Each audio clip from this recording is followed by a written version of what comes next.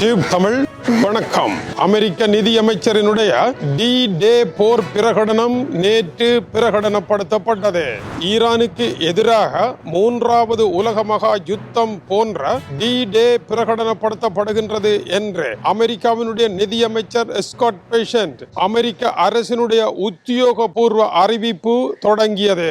இந்த அறிவிப்பை தொடர்ந்து கவுண்ட் டவுன் ஆரம்பித்து விட்டது என்றும் கடிகார முள்ளு சுற்ற தொடங்கிவிட்டது என்றும் ஸ்காட் பெசன்ட் அறிவித்தார். இந்த பொருளாதார தடை தனியே ஈரானுக்கு மட்டும் அல்ல, ஈரானுடன் இப்பொழுது வர்த்தகம் செய்து கொண்டிருக்கும் நாடுகளுக்கு எதிராக அமெரிக்கா எடுத்திருக்கின்ற போர் பிரகடனம். இது ஈரானுடனான போர் மட்டும் அல்ல, உலக போர் பிரகடனம் என்றும் அவர் குறிப்பிட்டார். ஈரானுடன் யாரெல்லாம் ஆயில் வர்த்தகம் செய்கின்றார்கள், ஈரானுக்கு இரகசியமாக பண பரிமாற்றை யாரெல்லாம் செய்கின்றார்கள், ஈரானுடன் இரகசிய தொடர்பு வைத்து ஈரானிய பொருளாதாரம் உடைந்து போகாமல் இருப்பதற்கு தூணாக திரைமறைவில் இருப்பவர்கள் யார், ஈரானுடைய ஆயிலை ஏற்றியபடி இரகசியமாக செல்லுகின்ற கருப்பு பட்டியல் கப்பல்கள் எவை, அங்கு நடத்தப்படுகின்ற கடத்தல்கள் எவ்வாறு நடைபெறுகின்றன, ஈரானுடைய கப்பல்கள் மட்டுமல்ல தரை வழியாலும்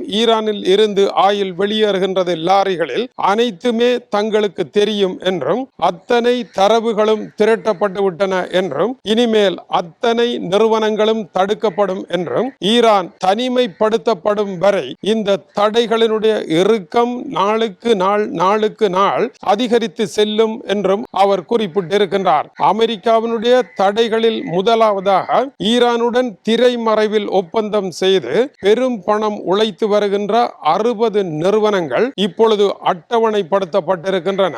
அனைவரும் உடனடியாக ஈரானுடனான உறவுகளை கத்தரி வெட்டியது போல வெட்டி கொண்டு திரும்ப வேண்டும். உடனடியாக விடுவிப்பு செய்ய முடியாது. ஒரு வீட்டில் இருந்து எழும்புபவர்களுக்கு அதற்கு ஒரு கால அவகாசம் வழங்கினால் தான் அவர்கள் பொருட்களை பேக்கெட் செய்து கொண்டு வீட்டில் இருந்து வெளியேறலாம். அதுபோல ஈரானிடம் இருந்து மூட்டை கட்டி கொண்டு வெளியேறுவதற்கு சிறிய கால அவகாசம் தரப்படுகின்றது. அந்த கால அவகாசம் நீங்கள் நினைத்தது போல எடுக்கக்கூடியது அல்ல.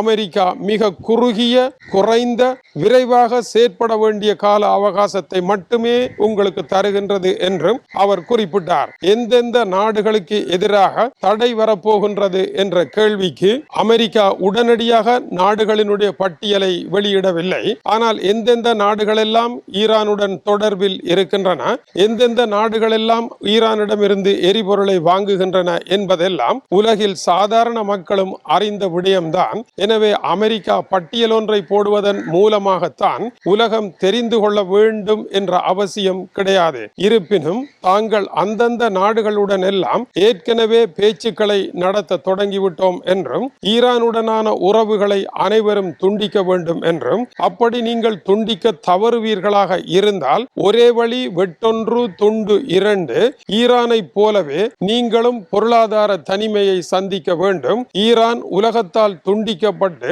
தனிமைப்படுத்தப்பட்டு ஒன்றுமே இல்லாமல் போகின்ற நிலை நோக்கி ஈரானை தள்ளுவது போல உங்களையும் தள்ளுவோம். இது பொருளாதார டி-டே என்றால் உலக யுத்தத்தினுடைய அடையாள போர் படையெடுப்பு தினமாகும். ஆகவே இதை எதிர்கொள்ளத்தான் வேண்டும் என்றும் அவர் குறிப்பிட்டிருக்கின்றார். அவருக்கு முன்னோட்டமாக நேற்றிரவு அமெரிக்க அதிபர் டொனால்ட் ட்ரம்ப் ஈரான் சரிவடைந்து விட்டது, ஈரானுடைய பொருளாதாரம் உடைந்து தகர்ந்து விட்டது, இனிமேல் ஈரானால் எதுவும் முடியாது என்று தன்னுடைய ட்ரூத் சோஷலில் முழங்கி இருக்கின்றார். அதேவேளை அமெரிக்காவினுடைய ஊடகமாகிய CNN இதற்கு தன்னுடைய குழலை எடுத்து ஆதரவாக ஊதி இருக்கின்றது. அமெரிக்க அதிபருக்கும் CNN-க்கும் இடையே முரண்பாடு இருக்கின்றது என்று கற்பிதங்கள் இருந்தாலும் CNN-னுடைய செயற்பாடுகள் அப்படி முரண்பாடு உடையவை போல தெரியவில்லை என்பதை இந்த செய்தி காட்டுகின்றது. CNN குறிப்பிடுகின்றது, ஈரானுடைய நாணயம் வலுவிழந்து விட்டது என்றும்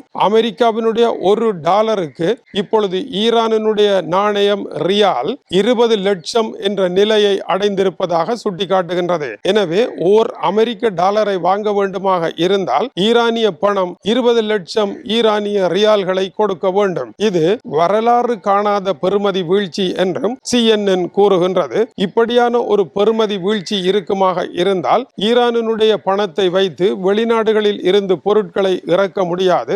பொருட்களை அப்படி இறக்கி ஈரானில் விற்பனையும் செய்ய முடியாது. இது பொருளாதார பின்னடைவாக வரும் என்று கூறியிருக்கின்றது. இந்த வேளை IMF கருத்தின்படி இந்த நிலை தொடருமாக இருந்தால் இந்த ஆண்டிற்கு உள்ளாக ஈரானுடைய பொருளாதாரம் 5% சுருக்கமடையும் என்றும் ஈரானுடைய பணவீக்கம் 100% உயர்வடையும் என்றும் IMF கருத்து கூறுகின்றது. இப்படியான ஒரு நிலையை எப்படி சமாளிக்க போகின்றீர்கள் என்று ஈரானுடைய மத்திய வங்கியினுடைய தலைவரை கேட்ட பொழுது அவர் ஒன்றை குறிப்பிட்டார். இப்படியொரு நிலை வரும் என்பது ஈரானுக்கு தெரியாத ஒன்று அல்ல. அமெரிக்கா தன்னிடம் இருக்கின்ற எல்லா ஆயுதங்களையும் பயன்படுத்தும். அமெரிக்காவினுடைய எல்லா ஆயுதங்களையும் எதிர்கொள்ளக்கூடியவாறு வியூகம் ஒன்றை வகுக்காமல் அமெரிக்காவுடன் போர்க்களத்திற்கு இறங்க முடியாது.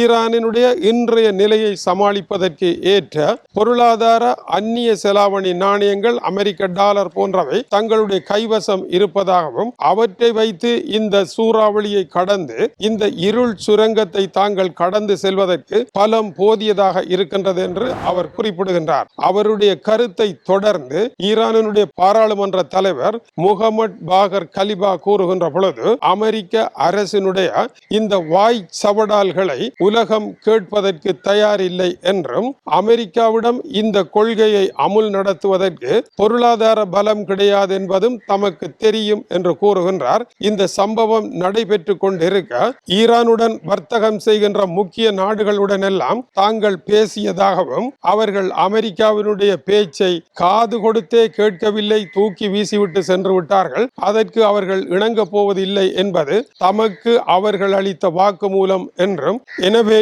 ஈரானை தனிமைப்படுத்த முடியாது என்றும் முகமது பாகர் கலிபா கூறுகின்றார். மேலும் ஈரானை தனிமைப்படுத்துவதாக இருந்தால் ஈரானுடன் வர்த்தகம் செய்யும் நாடுகளை எல்லாம் துண்டு போட்டு நிறுத்துவதாக இருந்தால் அதனால் ஏற்படும் இழப்புகளை அந்த நாடுகளுக்கு வழங்கக்கூடிய அளவில் அவர்களுக்கு தேவையான ஆயில் மற்ற பொருட்களை ஈரானை போல மலிவு விலையில் வழங்குவதற்கு அமெரிக்கா தயாராக இருக்கின்றதா?